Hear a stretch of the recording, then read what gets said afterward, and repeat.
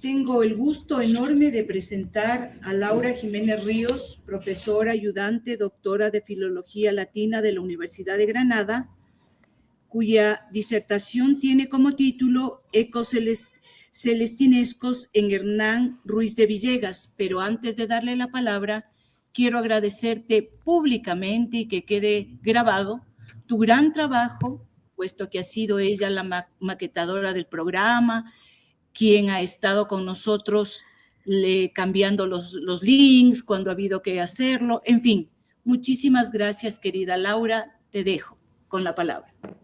Me gustaría empezar agradeciendo, por supuesto, a la organización de este primer encuentro internacional Humanismo Transatlántico, la posibilidad de poder intervenir en este espacio y, sobre todo, porque creo que estamos ante un evento de gran relevancia que nos permitirá fortalecer las relaciones intercontinentales y al que espero, por supuesto, asistir en futuras ediciones.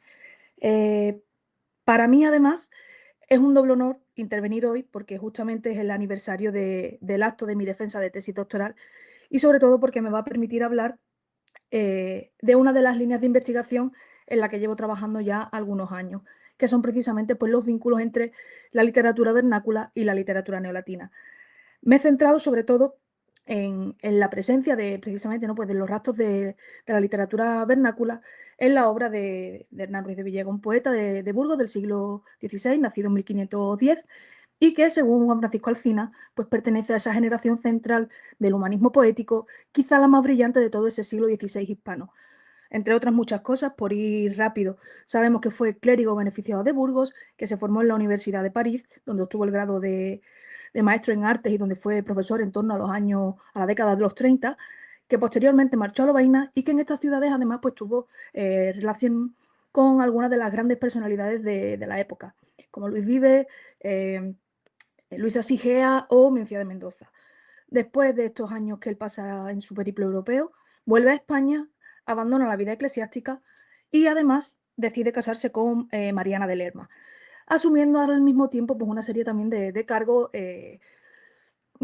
dentro de la órbita hispana y de la corte de Felipe II.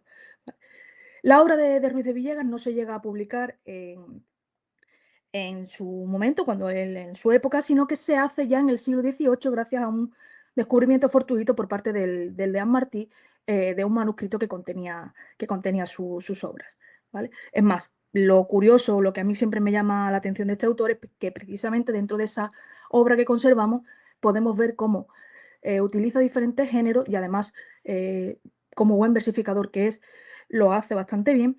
Y además que hay cierta evolución cronológica en su obra, ¿no? Durante la juventud, pues él va a cantar la gloria literaria de los principales humanistas europeos, pero una vez que alcanza su madurez, su poesía ya se centra en personalidades literarias hispánicas y sobre todo en la realeza. Importante esto último, ¿por qué? Pues porque en este intento mío de establecer estos vínculos entre Hernán Ruiz de Villegas y la literatura vernácula, en el que se considera que es el último poema que él compone, un poema de contenido épico que recoge los juegos de toros y cañas que se celebran en honor de las bodas de Felipe II y de Isabel de Valois, ya encontramos ahí algunos personajes que nos emparentan precisamente pues, con la novela caballeresca, ¿no? Encontramos algunas referencias, por ejemplo, al Amadís, ¿no? Curiosamente, todos los personajes del Amadís que aparecen reutilizados por Ruiz de Villegas, incluido el propio Amadís, curiosamente todos salen a escena en la obra justo antes de que aparezca Felipe II. E interprételo cada uno como considere. Además de precisamente ¿no? este vínculo dentro de esta obra, también, y bien estudiado por el profesor Alcina, pues se ve perfectamente cómo en su poesía dedicada a su mujer, a Mariana, él mismo utiliza y tiene base petrarquista, y ya luego, en esta obra que a mí me interesa, pues vamos a ver unos ecos de la Celestina, ¿vale? Dicho todo esto, voy a intentar ya centrarme para no demorarnos demasiado y voy a empezar a hablar ya pues de el kit de lo mástil, ¿vale? ¿Qué es esto? Pues se trata de un ejercicio retórico de vituperatio compuesto en dísticos elegíacos y que que podríamos traducir ese título algo así como El azote del embustero. Durante muchos años, todos los años que llevo estudiando precisamente la figura de Ruiz de Villegas, he leído ya en varias ocasiones pues, que él es simplemente un imitador, que es un autor que, a pesar de que se integra plenamente en la corriente humanística de su época, hace tal abuso de las fuentes clásicas que eso hace que se dude de la calidad literaria que tiene. Incluso hay quien afirma que es que, por mucho que el burgalés conozca la obra de los grandes autores latinos, no los asimila lo suficiente como para moverse entre la imitación y la originalidad. Evidentemente, ¿vale? Y sobre esto ha escrito ya también mucho el profesor Maestre. Es indudable que el mundo clásico tiene un peso importantísimo en la imitación renacentista, pero también es cierto que en muchas ocasiones los humanistas no se inspiran directamente en ese mundo clásico, ¿no? Sino que lo hacen a través de sus contemporáneos de manera indirecta. Es lo que, por ejemplo, encontramos en otra de las obras de Ruiz de Villegas, en la que yo me he centrado bastantes años, que es las Fábulas de Esopo. ¿Por qué? Porque ahí el texto que él traduce, que él versifica en latín, no es precisamente el texto griego de Esopo, sino que sabemos que es de la traducción en prosa que acompaña a una de las ediciones del texto griego editada en Venecia por Aldo Manuzio, ¿vale? Entonces, claro, no se puede pasar por alto que las fuentes y los paralelismos que podemos encontrar con los coetáneos a veces resultan de gran utilidad para resolver los más variados problemas que encontremos, ya sean literarios, métricos, semánticos. ¿Por qué? Porque al final son indispensables y también nos permiten matizar ese grado de originalidad de la literatura latina del Renacimiento, ¿vale? Aviso también de que eso es lo que más me interesa hoy aquí, precisamente cómo ese uso de fuentes intermedias ayuda, por ejemplo, a detectar personajes en este poema del que hablaré a continuación, ¿vale? Cuando hablamos del Quintelomásti, lo primero que hacemos y que entendemos que, como esa invectiva que es, seguramente entronque con el Ibis de Ovidio. No hay que irse muy lejos. El mismo Villegas reconoce que imita a Ovidio, ¿vale? Entonces, ¿qué sabemos de esta obra? Pues dentro de la poesía del exilio, Ovidio cultiva, además de la elegía, este género de la invectiva o de la vida, escribiendo este poema imprecatorio contra un enemigo cuya identidad es una incógnita. Tampoco creo que sea necesario todo el debate que hay en torno a quién sería, utilizando para ello un lenguaje bastante enigmático, lleno de referencias muy oscuras, en las que se va mezclando el mito y la historia, y en la que además Ovidio lo que nos muestra es que es el gran erudito conocedor de los mitos y de las genealogías de héroes y de dioses, ¿vale? Su contenido, además, está vinculado con la tradición poética alejandrina. Además, el propio Ovidio lo confiesa, ¿no? Entonces, claro, visto esto, me podría decir, bueno, ¿y el Ibis de Ovidio en el Renacimiento? Sí, aunque siempre se ha dicho que la Etas Ovidiana es precisamente el periodo comprendido entre el siglo XII y XIV, es verdad que en el caso del Ibis, el boom que sufre es sobre todo a partir del Renacimiento. Es ahí cuando tiene mayor fortuna. De ahí que también pues, sea evidente la imitación, ¿vale? Evidentemente, el interés que este poema invectivo despierta se justifica. ¿Por qué? Porque encaja en el tipo de literatura que gusta entonces, a la que hay que sumar además pues, que la invectiva como género es cultivado con bastante profusión en esta época, y que además, evidentemente, Ovidio era uno de esos grandes modelos a imitar, ¿vale? Dicho esto, ¿qué es lo que aporta Ruiz de Villegas, ¿no? Si estoy diciendo que está imitando a Ibis, ¿qué tiene de originalidad? ¿Por qué le llevo yo la contraria a los autores que dicen que no es original? Pues básicamente es que, aunque el propio Villegas es claro con su fuente cuando dice utque poeta sum pelignus devovet ibim, y dice además exemplum deditile mi, ¿vale? Yo maldigo a Ibis como el poeta Peligno, así yo, o sea, perdón, como el poeta Peligno maldijo a su Ibis, yo así te maldigo, pérfido. Además dice, ¿no? Él, entiéndase Ovidio, pues me dio el ejemplo. No silencia la fuente, no silencia el modelo que imita, sino que directamente, como hiciera Ovidio, pues él va a atacar a ese enemigo de manera verbal y de manera simbólica, un tal Quibdelo. Tampoco hay por qué buscar ver si existe ese personaje en realidad. Y lo que hace a continuación es un enorme recorrido a partir de numerosos ejemplos y de comparaciones, también utilizando adínatas, ¿vale? Y todos esos ejemplos nos llevan a una serie de sufrimientos padecidos por una enorme cantidad de personajes mitológicos, literarios e históricos, ¿vale? Claro, este recorrido además se complica en el momento en que no todos esos personajes se nombran directamente, sino que en muchos casos se alude a ello mediante perífrasis, lo que ya también obliga a que el lector haga un ejercicio de codificación, que por eso digo que hacen falta también las fuentes contemporáneas para entender esto, ¿vale? En cuanto a la estructura del poema, que es lo que tienen en pantalla, ¿vale? Al igual, siguiendo, tiene una estructura muy similar a la de Libis, pero es verdad que aunque el poeta burgalés se sirve del esquema de Ovidio, va a añadir sus propias variantes, ¿vale? Voy a ir explicando lo más rápido posible y espero que se entienda bien, pues, todas estas partes. Empezamos con el proemio, ¿no? Tenemos al principio una recusatio de la poesía épica, aunque también hay también referencias, perdón, a otros géneros literarios, pero bueno, sobre todo nos interesa la parte de la épica. Desde el principio, pues se puede ver en ese Canat Armaguirunque la referencia, evidentemente, a la Eneida de Virgilio. El Innova Monstra también nos lleva y nos remite a Ovidio. Al principio también se nombra la Odisea, hay presencia de la Farsalia de Lucano, de las Púnicas de Silvia Itálica, las Argonáuticas de Valerio Flaco, en fin, muchísimas obras que están ahí, ¿vale? Después de eso ya nos hace la primera mención a este Quisdelo, ¿no? A este receptor de la ira de la pluma del burgalés. Él declara públicamente que es enemigo, que es su enemigo, y dice que va a utilizar, por supuesto, el dístico elegiaco para entablar ese combate. Y justifica su elección no porque este sea el verso propio de los ataques, ¿vale? Pero es más, también dice que se va a ensañar, pero que no va a tratar de arruinarlo mencionando su nombre, ¿no? Sino que lo va a dejar un poco todavía en silencio, lo va a dejar inadvertido, aunque al final del poema dirá que como no cambie su actitud, pues que evidentemente hará público de quién se trata, ¿vale? De esta manera, lo que nos dice también es que todo su poema lo va a envolver en una especie de oscuras historias, no ese KX histórico que aparece señalado, ¿vale? Como ya os he dicho, que en no pocas ocasiones además nos dificulta bastante.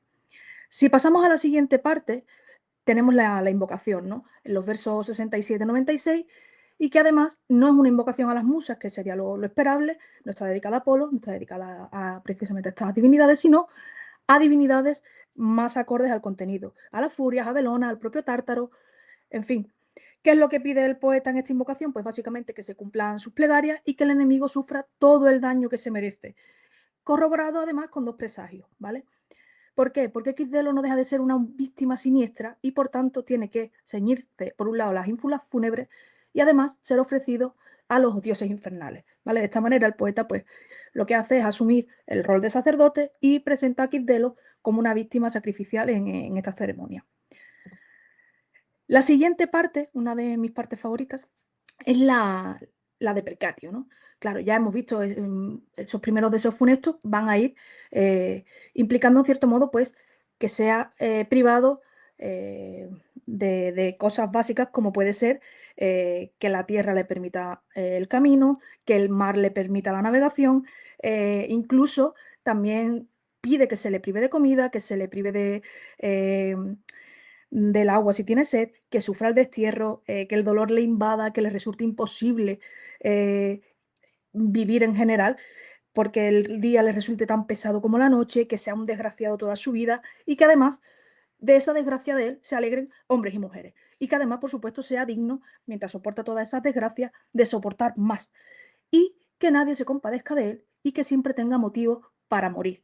¿Vale? Incluso llega a decirle pues, que ojalá tampoco encuentre una esposa que sea buena para él. En definitiva, en todo esto lo que venimos a ver es que lo que le pide es que no tenga ni una vida tranquila y que su vida no sea en absoluto apacible. ¿Vale? Claro, todo esto termina con una intervención de la parca, que es la que entreteje perdón, su destino. ¿Vale? Entonces, bueno, ahí los tenemos. Y todos estos deseos los vamos a ir viendo ampliados a posteriori, ¿vale? Claro, no va a sufrir solamente en vida. Una vez que fallezca, va a estar apartado en los campos elíseos, perdón, apartado de los campos elíseos y va a sufrir todos los castigos que sufrieron personajes como Tántalo, Ticio, Sísifo, Ixión. Es decir, se va a convertir dentro del infierno, pues, en una de estas figuras de un nuevo Ticio, un nuevo Ixión, etc. ¿Vale? Esta es la parte más extensa del poema, como es evidente, ¿no? Que es ese catálogo de Sempla, que empieza en el verso 153, ¿vale? Y aquí es cuando entra en acción todo ese recuerdo mitológico y, como pueden ver, pues es un catálogo bastante extenso, un catálogo abigarrado de sempla, donde donde se ensamblan perfectamente dos elementos. Por un lado, el odio hacia ese simbólico enemigo, por supuesto, y por el otro, pues todos esos mitos, esas historias que él utiliza como ejemplo. Así va a recoger todos los sufrimientos, desgracias, animadversiones, castigos de personajes mitológicos e históricos a los que, como ya he dicho, no siempre alude por su nombre. Justo en medio de este catálogo hay una escena bastante maravillosa, que es la del horóscopo, ¿vale? Justo después de Sofronia, si no me falla la memoria, y justo antes de que ya entre en escena eh, Nerón como ejemplo, pues hay un episodio que no es que sea nuevo en Villegas, ya lo conocemos en el Ibis, que es el conocido como esto, ¿no? Como el que la tradición filológica considera el horóscopo. Y sobre todo es importante porque es lo que permite comprender esa génesis ontológica de esa personalidad del enemigo, esa personalidad maligna, por supuesto. Claro, Ovidio ya de por sí lo que hace es construir en esta parte pues un Genedliancon Inversum que se llama, es decir, un poema que en vez de celebrar el nacimiento augurando pues todas las virtudes y toda la prosperidad que va a tener la criatura que están haciendo, pues todo se subvierte de manera que va en relación a demostrar la maldad del personaje, ¿vale? Porque todo al fin y al cabo, todo eso que le rodea es lo que él viene predeterminado por el cosmos y es en cierto modo ineludible, ¿vale? Evidentemente, si estamos hablando de que Villegas va a imitar la estructura del Ibis, pues tenía que estar. Entonces, claro, al parto no asiste Ilitía, que podría ser lo esperable, aparecen las Euménides, Tisífona y Megera son las que adoptan a la criatura. Esta última, además, es la que le transmite con su leche todo lo malo que pueda, todas las maldades habidas y por haber. Le enseña cómo engañar, cómo fingir ante las personas, cómo romper relaciones entre hermanos y camaradas. Es más, es tan grande la maldad que incluso supera a su maestra, ¿vale? En cierto modo, esto ya le permite cierto distanciamiento con Ovidio porque él lo que hace es explicar pues, que precisamente él es alimentado por leche de perra, que es lo que explica esa conducta social y que ese alimento es el que le provoca que esa rabia que tiene y que sea propenso a ladrar en ataques injuriosos en el foro. Volviendo a Kid Delo, ¿vale? Hemos dicho que tenemos a la furia, pero luego además tenemos que una combinación de astros poco favorables durante el parto. Hasta tal punto el neonato es privado de cualquier influencia benigna que los malos augurios van desde la posición de los astros, es decir, Venus, Júpiter y Mercurio, por ejemplo, no son favorables durante el alumbramiento, pero sí están presentes Marte y Saturno, lo que además ya prefigura pues, ese carácter marcado por la violencia y por las ganas de destruir, vamos a llamarlo así. Hay un búho situado en el techo que está emitiendo sonidos quejumbrosos y además lo que ya sí marca per se una diferencia es que todo este nacimiento lo ubica en territorio hispano, ¿no? En definitiva, esto sigue la estructura ovidiana, ¿vale? Hasta aquí no hay ningún tipo de problema, pero vámonos ya a lo que yo sí considero que es la parte original del poema, ¿no? Vuelvo de nuevo a estos ejemplos, ¿vale? Si nos centramos en todos estos ejemplos de maldición, ¿vale? Lo que hace Ruiz de Villegas es poner, como ya he dicho, un catálogo extensísimo de ejemplos. Pero que sean tan extensos y variados no significa que no haya un nexo de unión. Lo hay. ¿Por qué? Porque desfilan ante nosotros suicidas, asesinos de hermanos, de hijos, de padres, hombres que han sido cegados, ahogados, quemados, despedazados o atacados por animales diversos, ¿no? Hay caballos, hay mordeduras de serpientes, jabalíes. Y también hay, por ejemplo, pues aquellos que caen desde una gran altura o desde una escalera. Aquí por fin ya entra el momento del que yo he venido a hablar hoy, que es ese pasaje de Calixto y Melibea, ¿vale? Claro, cuando analizamos todos los personajes que aparecen aquí, claro que ya hay diferencias con el Ibis. ¿Por qué? Porque es verdad que coinciden muchos de ellos y aparecen en las dos obras, pero hay otros que son incluidos, perdón, de manera novedosa por Villegas. ¿Por qué? Pues porque evidentemente son o bien posteriores a la época de Ovidio o personajes que en ningún momento Ovidio se plantearía para evitar problemas políticos incluirlos, ¿no? Incluso llegamos a tener referencias a Floriano, Juliano, Diocleciano, Magencio, aparecen algunos de los reyes daneses como Rolno, Gunilda, y además, pues todos estos pasajes, pues es lo que nos permite ver que sí, el poema es ovidiano en cuanto a su armazón, pero el contenido no nace de Ovidio, sino que nace de una de las enciclopedias más utilizadas en esa época, que es precisamente la Oficina de Ravizio Textor. Es más, todos estos ejemplos, por así decirlo, aparecen prácticamente siguiendo el mismo orden que aparecen en la Oficina de Ravizio, ya que esto de por sí pues, es un indicio de que hay una influencia más que evidente. No puedo detenerme, aunque me encantaría a comentar todo esto y a enseñar pues, cómo yo hice todas mis cábalas para localizar y jugar al quién es quién entre todos esos personajes, pero bueno, si alguien tiene interés, pues puede escribirme y yo se lo cuento. Entonces llegamos ya por fin a lo que venimos a hablar, ¿no? A ese momento de la muerte de Calisto y Melibea, ¿vale? Para mí es uno de los momentos más significativos del poema, que además está a pocos versos de concluir, perdón, me he equivocado en la numeración, pido disculpas, ¿vale? Entonces, aquí tenemos un momento en el que hay una alusión explícita al desenlace de la Celestina de Fernando de Rojas, ¿vale? ¿Por qué?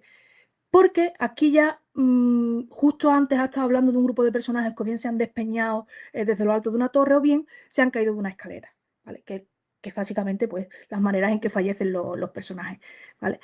Claro, eh, ¿quién nos narra esto? Pues quien nos está contando esta parte ya es Melibea. Hay un momento de un diálogo, una intervención de ella contando pues todo lo que está pasando, ¿no? Igual que sucede en la obra original. ¿Vale? Además, esa forma entrecortada que tiene a veces en la frase, esas interrogaciones, en cierto modo nos conducen al estado de locura de ella mientras confiesa a su padre pues lo que está dispuesta a hacer porque ha perdido a la persona que ama, y esto le da todo bastante dramatismo al poema. Evidentemente los nombres que he subrayado no dan lugar a dudas. O sea, tenemos a Calisto, tenemos a Melibea, y os recuerdo que ese Pleveri sería pues ese patronímico propio del padre de ella, que se llama Pleberio, ¿vale? Entonces, claro, porque veamos un poco también la comparación con el texto en español, os lo pongo también a continuación. Los nombres no me dan lugar a dudas. El poeta lo que hace es contarnos pues, cómo se cae Calisto desde lo alto de la torre, cómo la sangre tiñe toda la tierra, cómo Melibea se suicida, arrojándose desde la torre ante su padre, y sobre todo pues, ese lamento que va a preceder a ese descenso suyo a los infiernos, ¿no? He ido subrayando todas esas partes también en el texto castellano. Les pido disculpas por no poder detenerme más en ello. Claro, la escena evidentemente de Villegas está muy condensada, pero ya os digo que mantiene esos elementos esenciales también, como es esas ganas de compartir, por ejemplo, el sepulcro de los dos, o esa mancha de sangre que alcanza las canas del anciano padre. Claro, esta presencia de Calixto y Melibea, alguien podría pensar que es simplemente decorativa. Creo que en absoluto. ¿Por qué? Porque la inclusión de este episodio dentro de este catálogo tan extenso de maldiciones, el incluir la muerte de estos personajes aquí, lo que para mí demuestra es una apropiación neolatina de esa tradición literaria hispánica de la que llevamos hablando pues casi toda la tarde. ¿Cómo lo hace? Pues semantizando esa tragicomedia de Calixto y Melibea y utilizándolo como un exemplum de maldición a la manera ovidiana. Claro, evidentemente el pasaje demuestra que Villegas conoce perfectamente la Celestina, que la utiliza de manera bastante consciente, y lo que hace es pues eso, ¿no? Esa integración de la literatura romance dentro del marco neolatino. Y además, la tradición celestinesca, lo que encontramos aquí, yo creo que no es simplemente un intento de arquetipo moral, sino que creo que es más que evidente que se trata de una fuente textual muy concreta, ¿vale? Y como ya he dicho, esto no es ni la única vez que sucede en la obra de Villegas, como he dicho al principio con respecto a la Amadís, ¿vale? Entonces, también es muy evidente la fórmula final, ¿no? Ese sic perias, claro, al final le está diciendo a su enemigo que perezca, sí, que es un criminal, pero además recogiendo no un deseo como pasa en otras ocasiones, sino que aquí le desea, en primer lugar, que muera como Calisto. En segundo, que provoque además el suicidio de la amada. Tres, que haga llorar a los padres. Y cuatro, pues que al final esa muerte sirva de conmoción entre los suyos, ¿no? Claro, en definitiva, lo que yo considero es que no es tan importante la referencia, sino la función que tiene dentro del poema. No es un homenaje sentimental ni una forma de reflexión moral, sino que pues, está integrado simplemente pues, como una fórmula más para maldecir, ¿vale?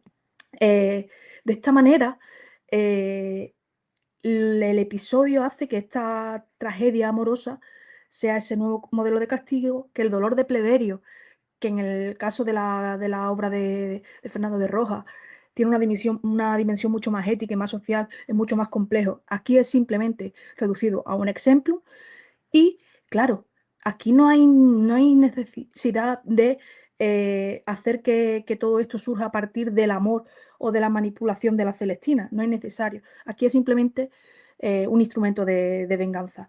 El poeta no narra la escena porque tenga interés sentimental, sino eso, ¿no? Como otra manera más de narrar una muerte ejemplar dentro de todos esos suicidios, muertes accidentales, caídas trágicas y castigos que ha ido esbozando a lo largo de los más de 700 versos del poema. Así, yo lo que considero en cierto modo es que la principal aportación aquí de Ruiz de Villegas es utilizar la Celestina una vez más como un material en la invectiva, utilizar la Celestina como utiliza otras novelas. Y que además eleva ese nivel, ese ejemplo al mismo nivel que otros ejemplos míticos dentro de la tradición grecolatina, es decir, va a fusionar el modelo ovidiano con la tradición literaria hispánica. Así, yo podría decir pues que, o entiendo que no hay un único diálogo con Ovidio, sino que también hay un diálogo pues, con parte de la tradición hispánica, al igual que hay un diálogo con otras fuentes que ya hemos comentado, ¿no? Dicho todo esto, pues solo me queda añadir que mi intención ha sido mostraros de qué manera el mundo clásico, ya sea de manera directa o de manera indirecta, sigue teniendo vigencia y que intentar analizar esos cruces entre lo vernáculo y lo grecolatino, entre esas conexiones entre lo clásico y lo coetáneo del autor, pues evidentemente es algo muy necesario para abordar el estudio de la literatura neolatina. Muchas gracias.